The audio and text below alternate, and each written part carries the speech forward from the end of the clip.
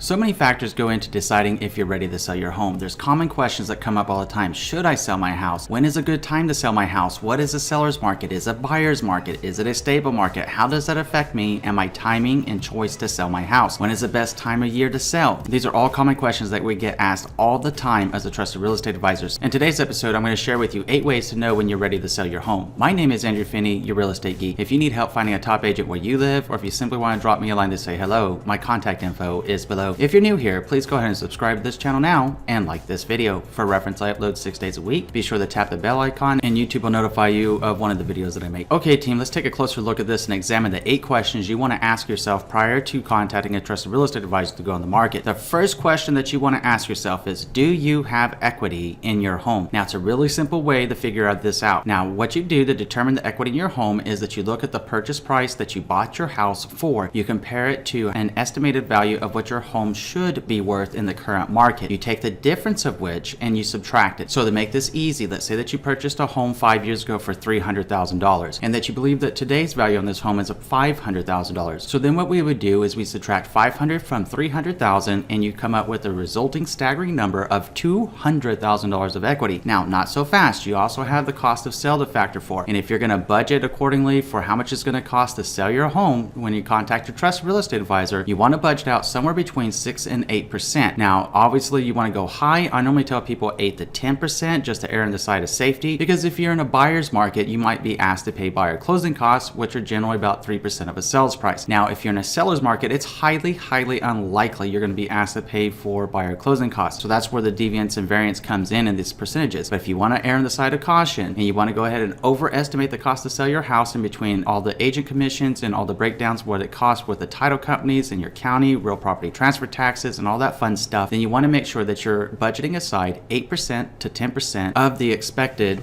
sales price. Okay, so moving into question number 2 is you want to ask yourself, do you have debt outside of your mortgage? And it's very common that a lot of people have credit card debts, car notes, they might have student loan debts that they're paying for or helping somebody else out with, right? So there's so many different debts that come into play. You want to take a look at your holistic picture and determine what your debt to income ratios are. Now, if you're wondering what a debt to income ratio is, I've made other videos about that topic. You can also head over to my website, andrewfinneyteam.com, click underneath buyers and in specific the mortgage calculator. I made a video there as well and it's on that page to help you know how to break down how much home that you can afford and what your debt to income ratios are. By learning what debt to income ratios are and how they apply to you will determine on how much mortgage you can afford going forward and making a sound decision whether now is the best time for you to sell or whether it's best for you to wait a little bit and build up some more equity in your property and pay off some more debts. Now here's the beautiful thing, and we'll get to this in a moment too, but I want to share this with you. It's a really beautiful thing that whenever you have that kind of equity, in our example you have $200,000 of gross equity before cost of sale. If you said that it was going to take like $35,000 or $40,000 of that to be able to sell your home and pay everything free and clear for the cost of the sale of that property, that's still going to leave you with a staggering $160,000 to $170,000 depending on what the true cost ends up being. You can do a lot with that. I mean, you can come up with a 20%, 25% down payment on the new house, and you can also pay off a lot of debt, if not extinguish all of your debt. So that's one of the benefits and beauties of whenever you do have that kind of equity in your home and you choose to move on to another house.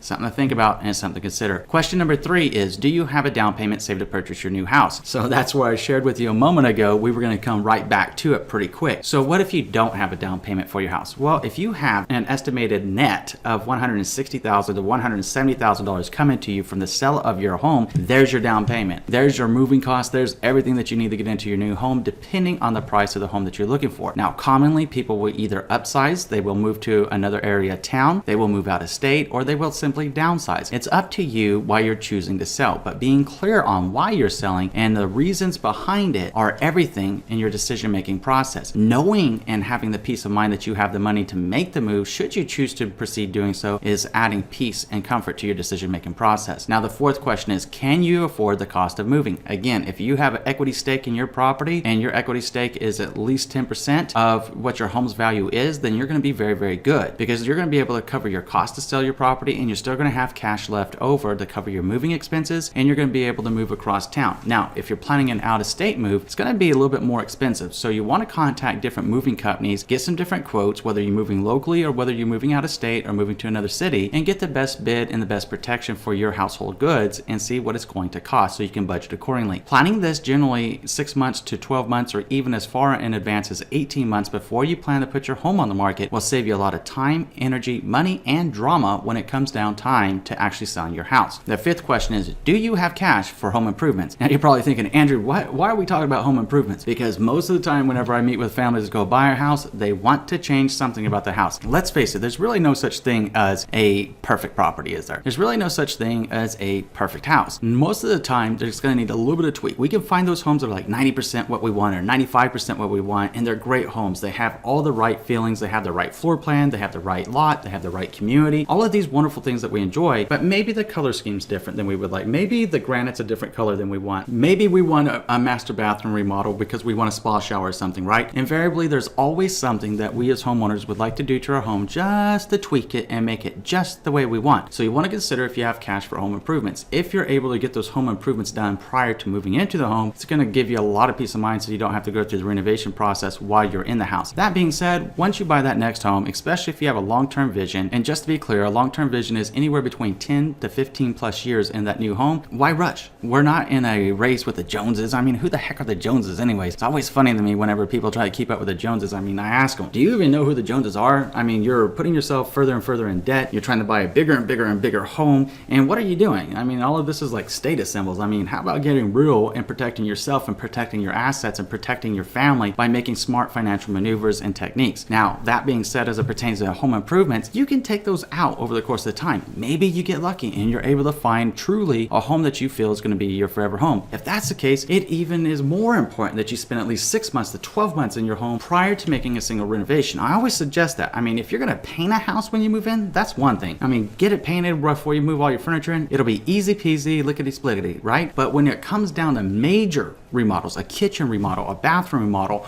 a flooring upgrade or something like that, you normally want to live in your home for a period of 6 months to 12 months before embarking on your first home renovation of that magnitude. The reason being is this: what's important to you when you purchase and close on that home might not be so important to you 6 months, 12 months down the road whenever you live in that house. You might notice other things that you wish that you would have prioritized first, but then all this money that you had coming with you with your equity or all the savings that you had going into this home, whenever you put it into your renovations, is now gone. And nobody wants to do rework, especially with the cost of home renovation. So plan it out wise, plan it out accordingly, and make sure that you're taking prudent steps to plan out your home renovations in the way that are most important to you and most beneficial to your overall vision for that property. The sixth question that you want to ask yourself is, can you accept negative feedback from prospective buyers? Now, it's going to happen that even if you have the most beautiful home on the entire planet, you're going to get some people in there, different strokes for different folks, right, that are going to criticize your house. Oh, I would have done this, or I would have done this, or I would have done this, or I would have done that. And it can get annoying. So you just have to filter through the feedback that you get on your house, be able to take the negative feedback and be like a duck and just let the water roll off you. No, too bad, so sad. It wasn't right for you, but thanks for coming. Enjoy a great day. Best of wishes. And get the buyer in there that's going to love your house and going to be able to make that offer. If you can accept a little bit of negative feedback, a little bit of negative criticism on your home, great. Now, ideally, your trusted real estate advisor would have prepared you for this prior to going on the market and would have also shared with you home staging techniques that you want to do prior to listing it, along with the wisdom of a home pre-inspection. The more that you can plan out ahead, the more that you can do before you actually go on the market, the easier the time that you're going to have while you're on the market, the faster your home is going to sell, and the higher the price is going to be that you ultimately get on your house. If that's something that's important to you, you want to contact a trusted real estate advisor today if you're contemplating selling your home 12 to 18 months from now, or especially if you're like even 2 weeks or a month away, it's time's a burning. And you want to make sure that you contact that agent right away to make sure you're doing everything correctly to help you minimize your time on market and maximize your price. Because here's the reality.